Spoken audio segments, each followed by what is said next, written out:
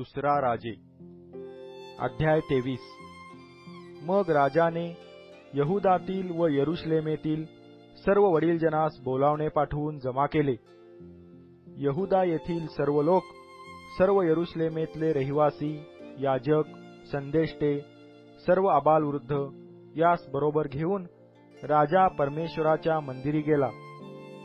परमेश्वराच्या मंदिरात सापडलेल्या कराराच्या ग्रंथातील सर्व वचने त्याने लोकास ऐकू येतील अशी वाचून दाखविली।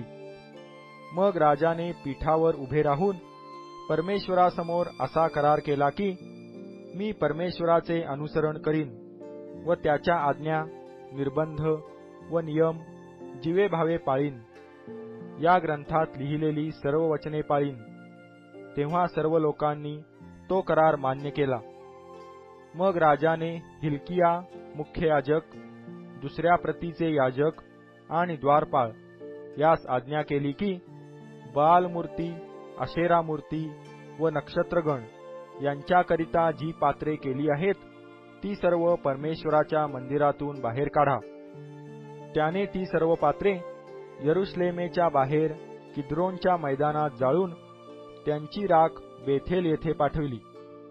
जितके पुजारी यहुदाच्या राजांनी यहुदी नगराच्या उच्चस्थानी व यरुशलेमेच्या आसपासच्या उच्चस्थानी धूप जाळण्यासाठी नेमिले होते ते, आणि जे कोणी बाल, सूर्य, चंद्र, राशीचक्र व नक्षत्रगण यास धूप जाळीत होते ते सर्व राजाने काढून टाकले।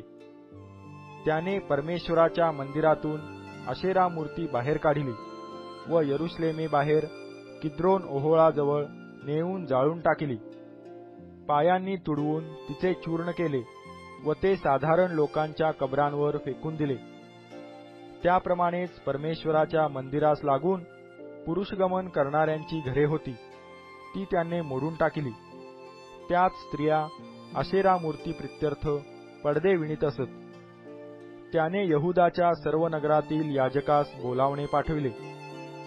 गेबापासून बैरशेबापर्यंत असलेल्या ज्या उच्चस्थानी ते याजक धूप जाळीत असत ती त्याने भ्रष्ट केली, आणि नगराधिकारी यहोशवा याच्या नगराच्या वेशीत डाव्या हाताला उच्चस्थाने होती ती सर्व मोडून टाकली।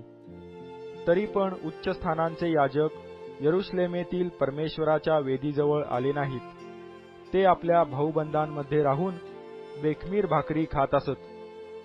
नंतर कोणी आपला पुत्र अथवा कन्या ह्यांचा अग्नीत होम करून त्यास मोलखास अर्पू नये म्हणून हिन्नोम पुत्रांच्या खोऱ्यातील तोफेत त्याने भ्रष्ट करून टाकले।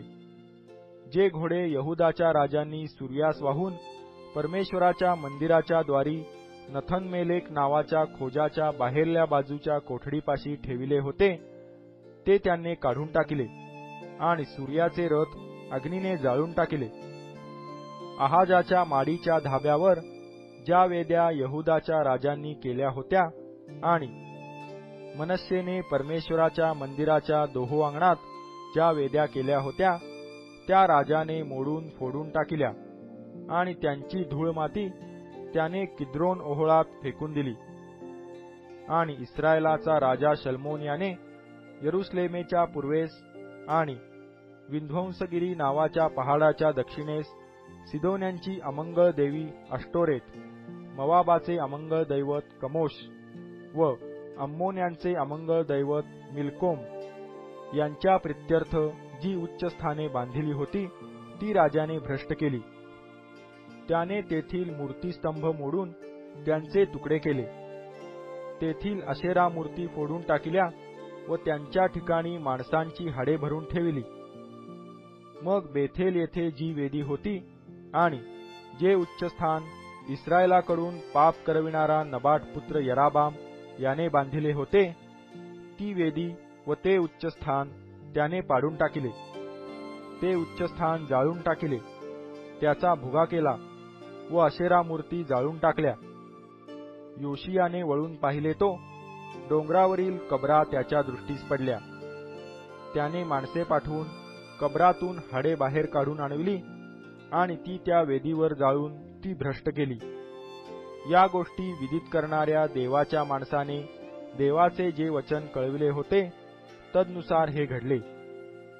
मग त्याने विचारिले, माझ्या समोर हे जे स्मारक दिसत आहे ते कोणाचे?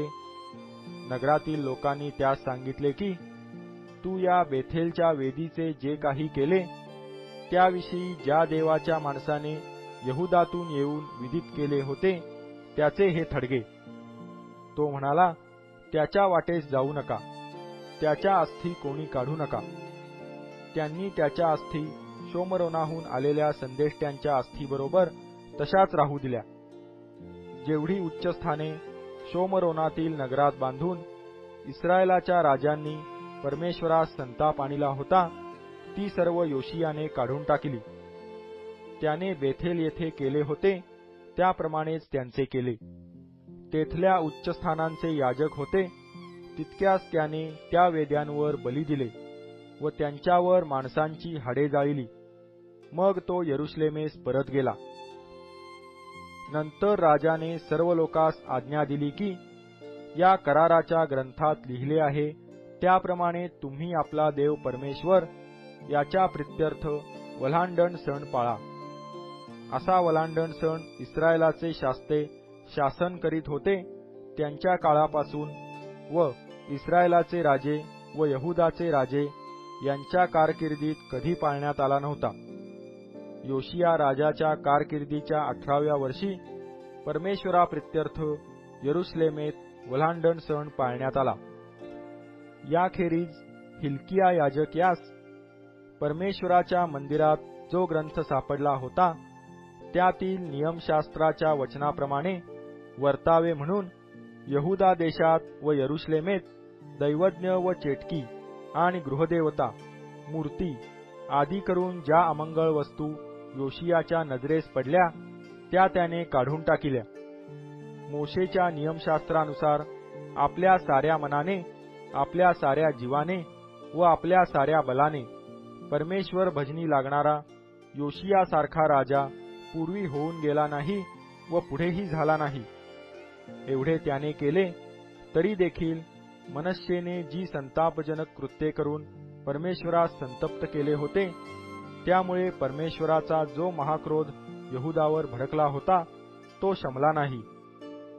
परमेश्वर म्हणाला, मी इस्रायलास जसे आपल्या नजरेपुढून दूर केले तसेच यहुदासही दूर करीन. हे यरुशलेम नगर मी निवडले होते व ह्या मंदिरात माझ्या नामाचा निवास होईल असे मी म्हणालो होतो त्याचाही मी त्याग करीन. योशियाची बाकीची कृत्ये व त्याने जे काही केले त्या सर्वांचे वर्णन यहुदाच्या राजांच्या बखरीत केले आहे नाही काय?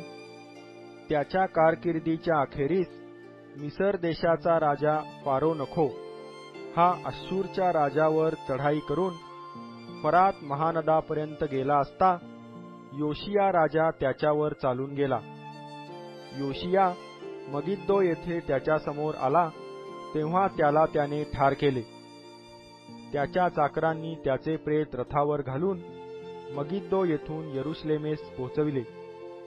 त्याने स्वतः केलेल्या थडग्यात त्यांनी त्यास मूठमाती दिली. मग देशातील लोकांनी योशियाचा पुत्र अहोआहाज यास अभिषेक करून त्याच्या बापाच्या जागी राजा केले. यहोआहाज राज्य करू लागला तेव्हा 23 वर्षाचा होता. त्याने यरुशलेमेत 3 महिने राज्य केले. त्याच्या आईचे नाव हमूटल, ही लिब्नाकर यिर्मया याची कन्या. त्याच्या वाडवडिलांनी केले होते त्याप्रमाणे परमेश्वराच्या दृष्टीने जे वाईट ते त्याने केले. यरुशलेमेत त्यास राज्यकरिता येऊ नये म्हणून फारो नखो याने हमाथ देशातले रिबला येथे त्यास बेड्या घालून ठेविले आणि त्याच्या देशावर 100 किक्कार चांदी व 1 किक्कार सोने एवढी खंडणी बसविली. मग फारो नखो याने योशियाचा पुत्र एल्याकीम यास त्याच्या बापाच्या जागी राजा केले. त्याने त्याचे नाव बदलून यहोयाकीम असे ठेविले. यहोआहाज मिसर देशास गेल्यावर मरण पावला.